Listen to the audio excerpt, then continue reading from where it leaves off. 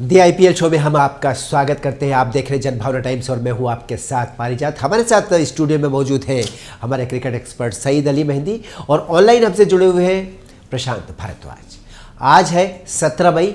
आज से ठीक 10 दिन बाद है इस खेलों के महाकुंभ का सबसे आखिरी दिन, यानी उस दिन फैसला होगा कि आईपीएल 2022 किसके नाम होगा। आज के मुकाबले की बात करते हैं। आज का मुकाबला है एक हारी टीम से एक पिटी हुई टीम से। हारी हुई टीम मान सकते हैं आप एसआरएच को, पिटी हुई टीम है हमारी जिसमें हमको सच में पिटी है, बल जिसको कह सकते हैं दयनीय स्थिति है मुंबई की। तो मुंबई और हैदराबाद का जो मुकाबला, मुंबई भी महानगर है, हैदराबाद भी महानगर है। हैदराबाद भी सितारों से सजी हुई टीम है, मुंबई तो सितारों से जड़ी हुई टीम है। ऐसे में इन थकी पिटी हारी टीमों के बीच का मुकाबला कितना रोचक होगा आज। देखिए, क्रिकेट अपने आप में एक पूरा आयाम है। एग्जैक्टली। ये टीमें आती रहेंगी जाती रहेंगी, लेकिन क्रिकेट की लोकप्रियता बढ़ती रहेगी। इस देश में क्रिकेट को धर्म का दर्जा मानो, तो गली मोहल्ले के क्रिकेट मैच को देखने के लिए भी 10-12 लोग खड़े हो जाते हैं। जनाब, ये तो आईपीएल है, दुनिया देख रही है। भले ही इस सेशन में, इस सीज़न में इन दोनों टीमों की वो परफॉर्मेंस नहीं रही जिसके लिए ये दोनों जानी जाती थी, लेकिन खिलाड़ी वही हैं, दम वही है और हर मैच नया होता है। मैं दावे के साथ कहता हूँ मुंबई इंडियन जीत की लय बरकरार रखते हुए विदाई चाहेगी, ताकि कहीं ना कहीं उनका नए लड़कों का मनोबल बना रहे। हालांकि रोहित, पोलार्ड, बुमराह जैसे एक्सपीरियंस वाले खिलाड़ियों के लिए नई स्थिति नहीं है। वो जीत और हार से ऊपर उठ चुके हैं, क्योंकि उन्होंने इतना क्रिकेट खेला है, उन्होंने हर तरह की सिचुएशन को देखा है, हर परिस्थितियों का सामना किया है और हर हालात से वो फैमिलियर रहे हैं। क्रिकेट के लिए बिल्कुल आईपीएल एक शानदार प्लेटफॉर्म है और दर्शकों के लिए ये एक आयोजन है, भव्य आयोजन, एक त्यौहार है। और इस मैच को भी दर्शक पूरी रुचि के साथ देखेंगे, क्योंकि उनके हीरोज़, भले ही उनके सितारे टूट रहे हैं, भले ही उनके सितारे डूब रहे हैं, भले ही उनके सितारे नीचे हैं, भले ही उनके सितारे गर्दिश में हैं, लेकिन वो हैं सितारे, ये मानना है। देखिए, जो आज सनराइजर्स हैदराबाद और मुंबई इंडियंस के बीच मैच होने वाला है, मुझे लगता है कि उसमें बहुत ज़्यादा तो कोई ऐसा इम्पोर्टेंस है नहीं उस मैच की, क्योंकि एक तरफ जहां मुंबई इंडियंस ऑलरेडी बाहर हो चुकी है, वहीं सनराइजर्स हैदराबाद भी उनका भी कोई बहुत ज़्यादा चांसेस नहीं लग रहे हैं अब प्लेऑफ में पहुंचने के। ऐसा हो कि कोई करिश्मा हो जाए, कोई ऐसा, तो तब हो सकता है कि शायद 14 पॉइंट्स के साथ सनराइजर्स हैदराबाद पहुंच जाए, लेकिन अभी तक ऐसा कुछ लगता नहीं है कि कोई करिश्मा होने वाला है, क्योंकि बहुत सारी टीमें ऐसी है जो अभी 16 पॉइंट्स तक भी पहुंच सकती है, तो वो एक देखने वाली चीज़ होगी यहाँ पर। फिर भी आप ये नहीं कह सकते कि बिल्कुल डाउन एंड आउट हो गई है। तो वो सनराइजर्स हैदराबाद तो चाहेंगे कि अपना मैच जीते और इस मैच को जीत के कम से कम कुछ चांसेस बनाए आगे पहुंचने के। क्या बात है, ये बहुत पॉजिटिव एप्टीट्यूड है आपका जो आप दिखा रहे हैं, और इससे दर्शकों की रुचि इस मैच में बढ़ेगी। क्योंकि आज दर्शक भी हम चाहते हैं उदास होकर इस मैच को ना देखें, क्योंकि दो उदास टीमें आज आमने सामने होंगी। चलिए उदासी से बात कर लेते हैं। जब नाक कटती है ना तो उदासी अपने आप आ जाती है जी। मुंबई 12 में से 9 मैच हारी है, सिर्फ 3 मैच जीती है, और इधर हैदराबाद 12 में से 7 मैच हारी है और 5 मैच जीती है। अब आप बताइए ज़्यादा नाक किसकी कटी है। देखिए, टेक्निकली आप देखें पॉइंट्स पर, क्योंकि 4 बार तो 5 बार जीत भी चुकी है आईपीएल मुंबई, इसलिए ज़्यादा नाक किसकी कटी है बताइए। देखिए 2016 में यही विलियमसन थे, यही टीम थी और इन्हीं के हाथ में ट्रॉफी थी। ठीक है। यही रोहित शर्मा थे जो एक बार नहीं, 2 बार नहीं, कई मर्तबा यह किला फतह कर चुके हैं। क्या बात। अब देखिए, रोहित शर्मा का बल्ला रूठना, बल्ले ने जो रोहित शर्मा से बेवफाई की है, वो बिल्कुल वही आलम है जो लैला मजनू में हो गया था। इख्तिलाफ बिल्कुल अलग, दोनों एक सुर में रही नहीं। रोहित ने बल्ले की नहीं मानी या बल्ले ने रोहित की नहीं मानी, ये नहीं पता, लेकिन इतना तय है कि आप रिकॉर्ड उठा के देखें तो 15 साल के आईपीएल के पूरे कैरियर में रोहित तीसरे हाईएस्ट सिक्सर किंग है।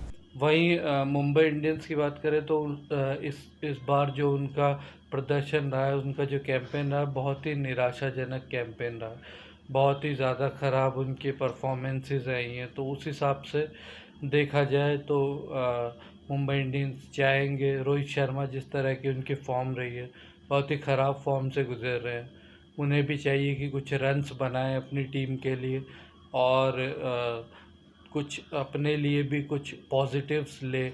ईशान किशन इतने महंगे बिके, लेकिन उसके बाद उन्होंने कोई परफॉर्मेंस, कोई ख़ास नहीं की परफॉर्मेंस। तो वही देखने वाला होगा आज के मैच में, वही इम्पॉर्टेंट चीज़ होगी कि कुछ कर पाते हैं मुंबई इंडियंस यहाँ पे।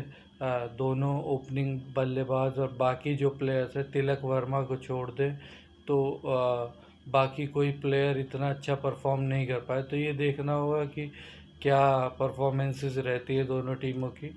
हैदराबाद की टीम भी बीच में काफ़ी अच्छा परफॉर्मेंस हुई थी उनकी, लेकिन अचानक से वो डाउन हो गई, डिप हो गई, क्योंकि केन विलियमसन जो उनके कैप्टन है उतने अच्छे फॉर्म में भी नहीं चल रहे हैं और अपनी टीम को कुछ ख़ास जीत नहीं दिला पाए। तो इसलिए यहाँ पे देखना ये होगा कि कौन सी टीम, अगर आप मुझसे पूछे तो मैं कहूँगा कि हैदराबाद ज़्यादा फेवरेट्स है, लेकिन ऑन द गिवन डे कुछ भी हो सकता है। तो यही देखना होगा कि क्या होता है आज के मैच में।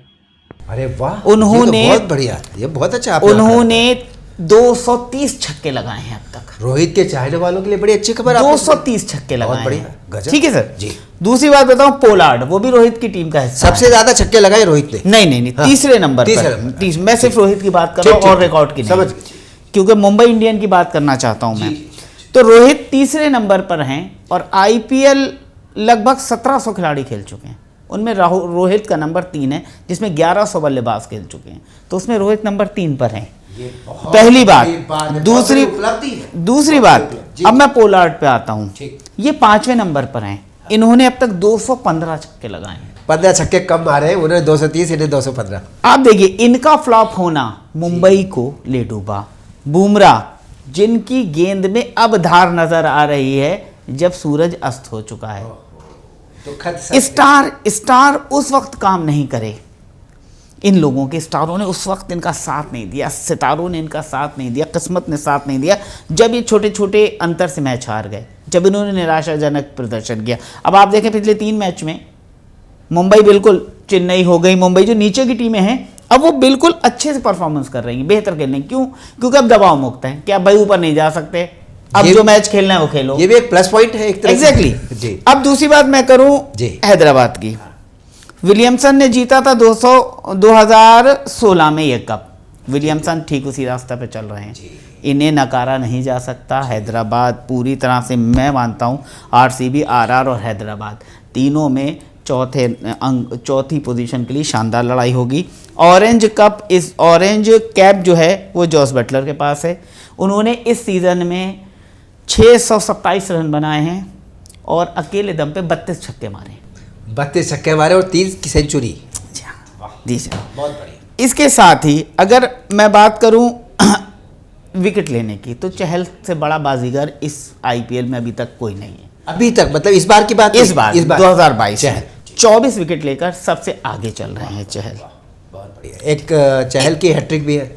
हाँ, और इस आईपीएल में लोग कह रहे हैं कि बल्लेबाज अच्छा नहीं कर पा रहे हैं, तो मैं उनको बता दूं इस आईपीएल में 15 वर्ष का रिकॉर्ड टूटा है। सर्वाधिक छक्के इसी बार लगे हैं, वो हैं 873 छक्के। वाह क्या बात। इस बार आईपीएल की गेंद हवा में सफर कर रही है, जमीन पर कम दिखाई दे रही है। पूर्ण मनोरंजन हुआ है। जी हाँ, ऐसे में आप उस टीम को फेवरेट नहीं कह सकते जो अपनी काबिलियत को ना पहचानते हुए गर्द में चली गई। आप उस टीम को उसी के लिए, उसको उस दोष के लिए वही जिम्मेदार है, क्योंकि जो स्थिति है आज, इसका खामियाजा उन्होंने खुद भुगता है। उन्होंने खुद ये राह चुनी थी जहां उनकी ज़िंदगी में बहुत जल्द अंधेरा आ जाए। जी, आपने रोहित शर्मा की बात की। रोहित शर्मा का बल्ला उनसे रूठा हुआ है, लैला मजनू वाला प्यार इनके बीच ख़त्म सा लग रहा है।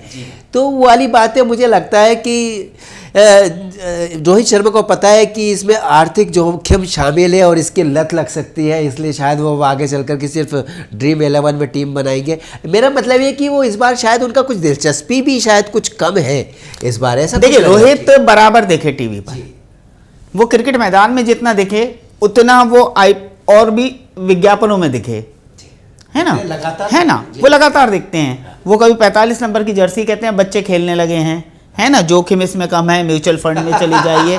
आपको जोखिम बल्लेबाजी में उठाना था, आप अपने करियर को लेकर जोखिम उठा गए। और मैं आपको एक बात बताऊं, हमारे यहाँ कहा जाता है, हमारे हिंदुस्तानी परिवेश में कहा जाता है कि जब उम्र ढलने लगे तो हड्डी नहीं टूटना चाहिए, क्योंकि लोहा कम हो जाता है, देर में जोड़ती है। ये उम्र ढल रही है, फैक्चुअल बात कही। ये रोहित की उम्र ढल रही है, इस टाइम बल्ले का रूठना कैरियर का अंत भी हो सकता है जी। जहां एक तरफ इन्होंने बताया उनकी ऊंचाई, उनने कितने 230 छक्के मारे हैं, जो कि तीसरे नंबर पे पूरा आईपीएल में छक्के मारने को, और 1100 खिलाड़ियों में तीसरे नंबर, रैंकिंग भी देखिए टॉप लेवल की। लेकिन इस बार जो उनका सूरज अस्त हुआ है, और जो बुढ़ापे में कहा ना हड्डी नहीं टूटनी चाहिए, वरना वो आपके करियर का अंत भी हो सकता है। इस बार कुछ ऐसा लग रहा है, पता नहीं क्या है, कि रोहित को लेकर के आगे भविष्य अंधकार में थोड़ा सा दिख रहा है। फिर मैं उसी बात में, मैं पहले भी आपसे अर्ज कर चुका हूँ, मुंबई ने जो सबसे बड़ी गलती की है मेरी नज़र में, हालांकि बाहर से गलतियाँ बताना बहुत आसान होता है, खुद जाके परफॉर्मेंस करना, उस मानसिकता के साथ खेलना अलग बात है, लेकिन जो सामने से नज़र आ रहा है वो युवाओं को कम से कम मौका देना। आप इनके देख लीजिए, सिर्फ एक तिलक वर्मा और अर्जुन तेंदुलकर की, आप अर्जुन तेंदुलकर की हर बार बात करते हैं। जी हाँ, मुझे लग रहा था इनकी बात सुन के हो सकता है वो खिला ले अर्जुन तेंदुलकर को। देखिए, रोहित शर्मा उम्र के पड़ाव में, डैनियल सीम्स उम्र के पड़ाव में, बुमराह ऑफ कलर हो गए, पोलार्ड उम्र के पड़ाव में चले गए। अब दूसरी तरफ देखिए, उमरान मलिक नया सितारा, नटराजन नया सितारा, अभिषेक शर्मा नया सितारा। ये रवानगी है खून की। देखिए, जवानी में गुस्सा ज्यादा आता है, और क्रिकेट एग्रेशन का खेल है, T20। अगर आप एग्रेसिव नहीं होगे तो आप जीत से दूर चले जाओगे। अगर आप एग्रेसिव नहीं होगे तो आप जवाब जबान से नहीं, जवाब खेल से देना चाहिए। बल्ले का जवाब बल्ला होता है, गेंद का जवाब गेंद होता है, विकेट का जवाब विकेट होता है, छक्के का जवाब छक्का होता है। ये एग्रेशन होता है कि तूने मुझे मारा है, मैं तुझे मारूंगा। माफ कीजिएगा, मैं तू अल्फाज इस्तेमाल कर रहा हूं, लेकिन ये स्लेचिंग है। क्रिकेट में स्लेचिंग होती है, दूसरे को उकसाया जाता है, आक्रोशित किया जाता है ना। तो मैंने तुझे देखा, तूने मुझे देखा, मैं तुझे मारूंगा, तू मुझे मारेगा। इस नौइयत पर युवा ही चलते हैं। जबान दराजी करना युवाओं का ही पेशा और शेम बन गया है। बुजुर्ग जो होते हैं थोड़े तो कूल करते हैं, ठीक है ठीक है ठीक है, चलो ठीक है। मल्ल युद्ध जवान लोग ही तो लड़ते हैं। ये अब यहाँ पर युवाओं को, जिनसे आपको युद्ध लड़ना था, उन्हें आपने बेंच पर बिठा रखा है। जी हाँ, बिल्कुल। आपने जो नौजवानी, बहुत अच्छी बात, आपने 2 संदेश दिए।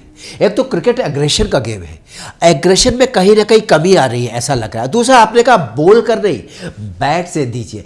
पर चूंकि स्लेजिंग की भी आपने बात की, स्लेजिंग में तो बूस जवानी भी होता है, उकसाया जाता है, भड़काया जाता है, ताकि ज़्यादा जोरदार प्रदर्शन बल्लेबाजी में भी दिखे और गेंदबाजी में भी दिखे।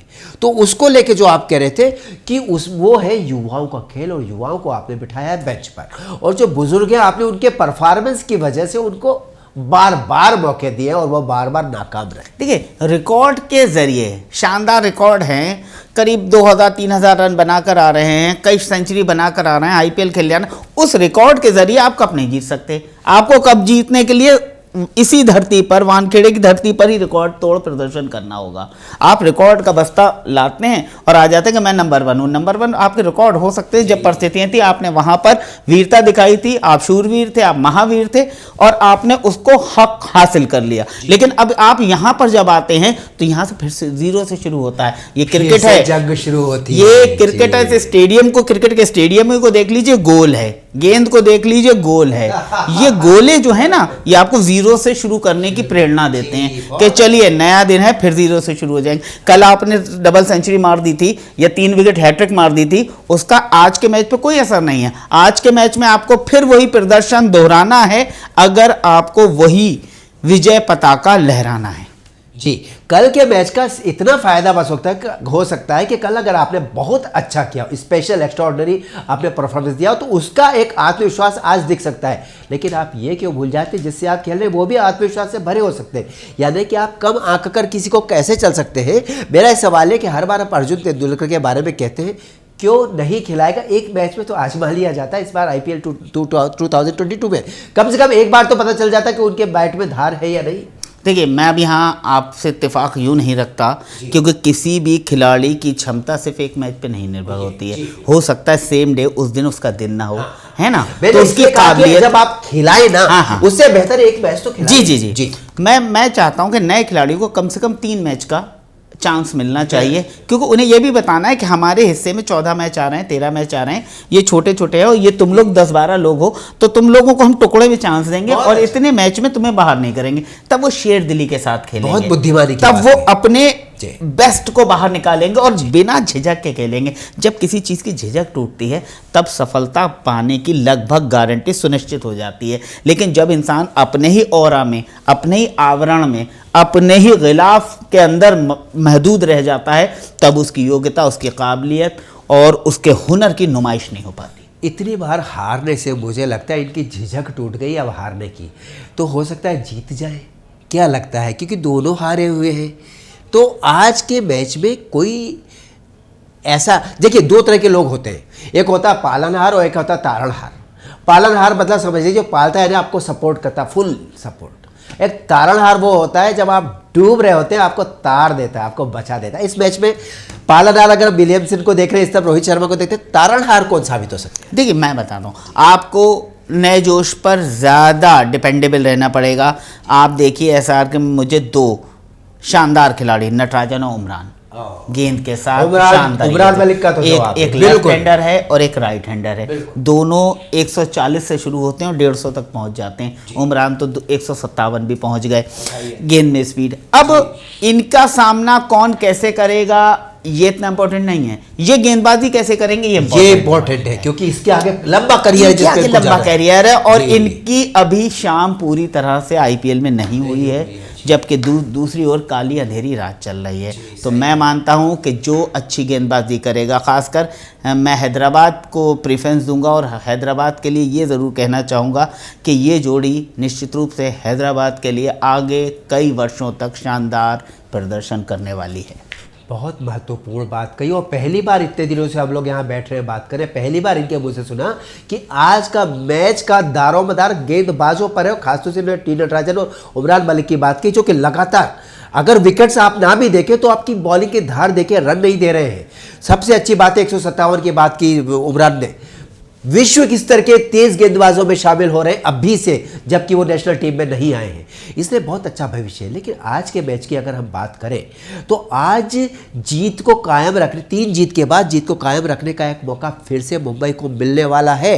हालांकि इस समय गुजरात टाइटंस या लखनऊ नहीं खेल रही है, यानी टॉप की टीमें नहीं खेल रही है। 8वें नंबर के पायदान की टीम, आप 10वें नंबर पे हो, 8वें नंबर की टीम आपसे खेल रही है, लगभग बराबर है, तो जीतने की संभावना आपके पास है। लेकिन आत्मविश्वास भी चाहिए, और आत्मविश्वास के लिए जवानी का जोश भी चाहिए, और जवानी के जोश के लिए जवानी की उम्र चाहिए। जैसे आपने कहा कि जवानी के खिलाड़ियों का एक खेल है ये, मल्ल युद्ध तो जवान लड़ते हैं, बूढ़े लोगों को तो परफॉर्मेंस उनके साथ यादें जुड़ती है। खैर कोई बात नहीं, हम तो चाहेंगे आज का मैच आप ज़रूर देखें, क्योंकि हारी हुई टीमें किस मानसिकता के साथ आज मैदान में उतरेंगी हम दोनों भी देखेंगे। हमारे साथ जो हमारे ऑनलाइन जुड़े हुए प्रशांत भारद्वाज, वो भी हम लोग ये देखेंगे कि आज किस तरह का बॉडी लैंग्वेज हमें दिखेगा इन दोनों खिलाड़ियों के बीच में। आप जरूर देखिए IPL और साथ में देखते रहिए जनभावना टाइम्स भी। नमस्कार।